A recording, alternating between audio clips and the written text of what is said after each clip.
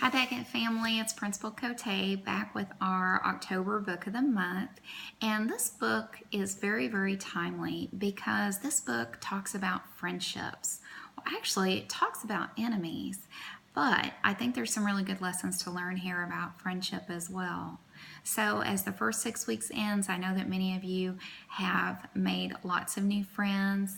Unfortunately, I have seen where maybe there's been some difficulty between friends, but I hope after hearing this story today that you will have some really creative ways of solving problems between friends. Well, that is at least my hope. So without any further ado, I want to present to you Enemy Pie.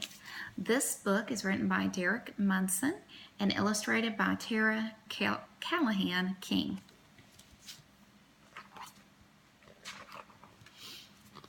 It should have been a perfect summer. My dad helped me build a treehouse in our backyard.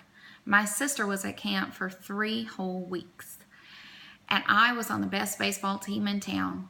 It should have been a perfect summer, but it wasn't.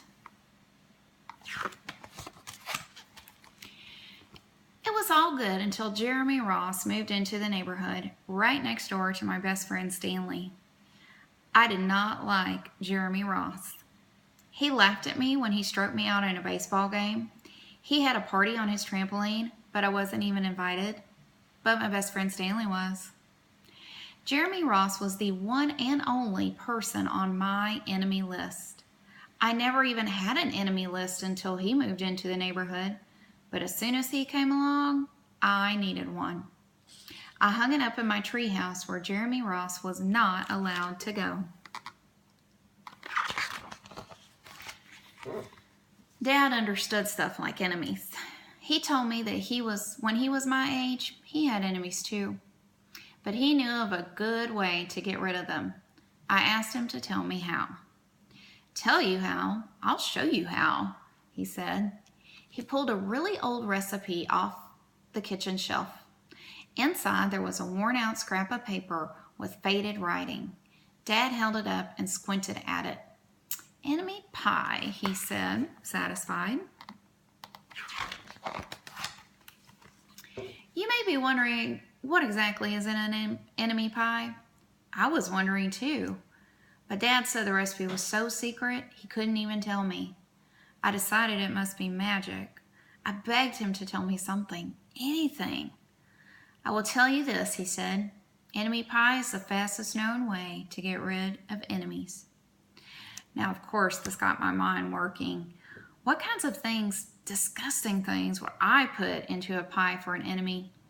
I brought Dad some weeds from the garden, but he just shook his head. I brought him earthworms and rocks, but he didn't think he needed those. I gave him the gum I'd been chewing on all morning. He gave it right back to me.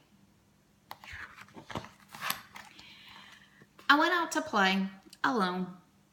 I shot baskets until the ball got stuck on the roof. I threw a boomerang that never came back to me. All the while, I listened to the sounds of my dad chopping and stirring and blending the ingredients of enemy pie. This could be a great summer after all. Enemy pie was going to be awful. I tried to imagine how horrible it must smell, or worse yet, what it would look like. But when I was in the backyard looking for ladybugs, I smelled something really good. And as far as I could tell, it was coming from our kitchen. I was a bit confused. I went in to ask Dad what was wrong. Enemy pie shouldn't smell this good, but Dad was smart. If enemy pie smelled bad, your enemy would never eat it, he said. I could tell he'd made enemy pie before. The buzzer rang and Dad put on the oven mitts and pulled the pie out of the oven. It looked like a plain old pie. It looked good enough to eat. I was catching on. But still, I wasn't really sure how this enemy pie worked. What exactly did it do to enemies? Maybe it made their hair fall out or their breath stinky. Maybe it made bullies cry. I asked Dad, but he was no help. He wouldn't tell me a thing.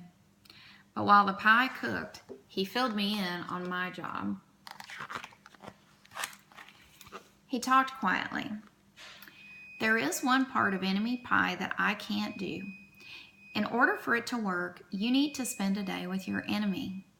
Even worse, you have to be nice to him.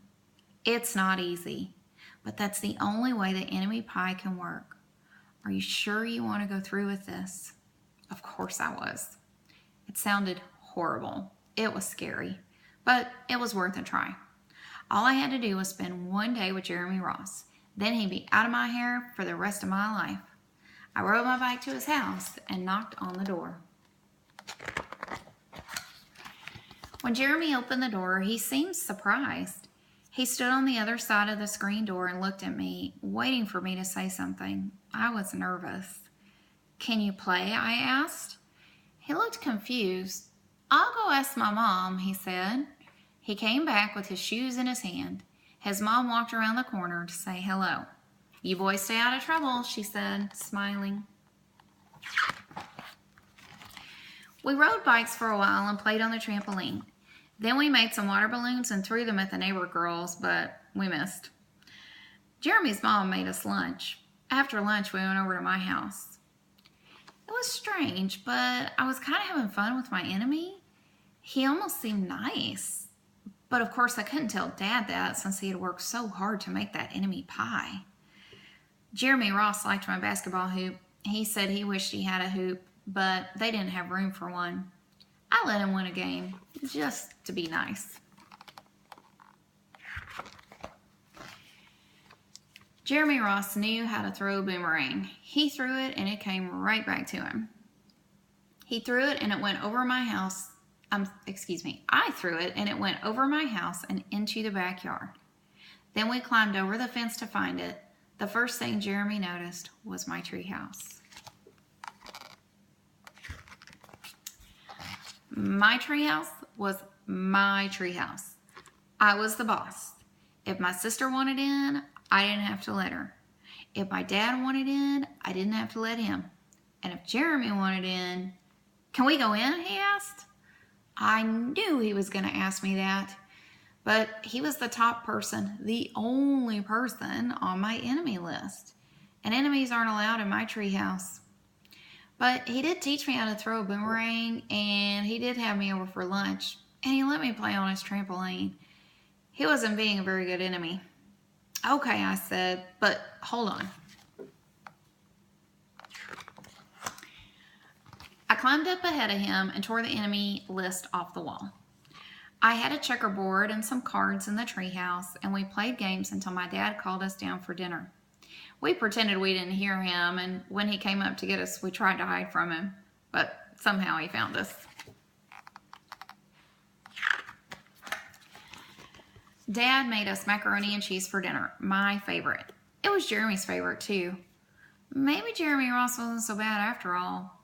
I was beginning to think maybe we should just forget about enemy pie. But sure enough, after dinner, Dad brought out the pie. I watched as he cut the pie into 8 thick slices. "Dad," I said, "it sure is nice having a new friend in the neighborhood." I was trying to get his attention and trying to tell him that Jeremy Ross was no longer my enemy. But Dad only smiled and nodded. I think he thought I was just pretending. Dad dished up 3 plates side by side with his big pieces of pie and giant scoops of ice cream. He passed one to me and one to Jeremy. "Wow," Jeremy said, looking at the pie. "My dad never makes pies like this."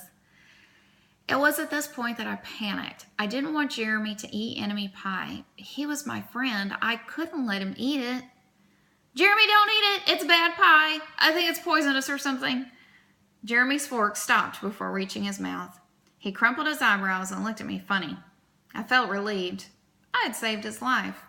I was a hero.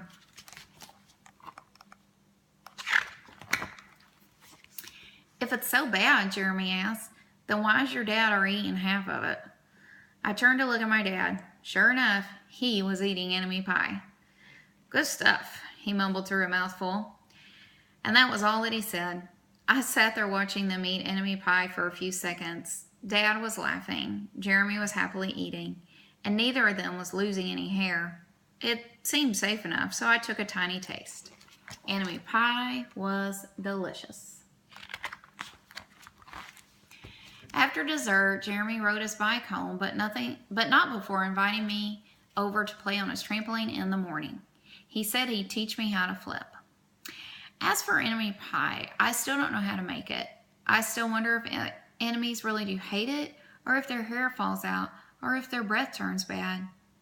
But I don't know if I'll ever get an answer because I just lost my best enemy. All right, so that concludes Enemy Pie. I hope that all of you enjoy this story as much as I enjoyed reading it to you and sharing it with you. And I look forward to hearing your responses to my writing challenge as always. See you next month.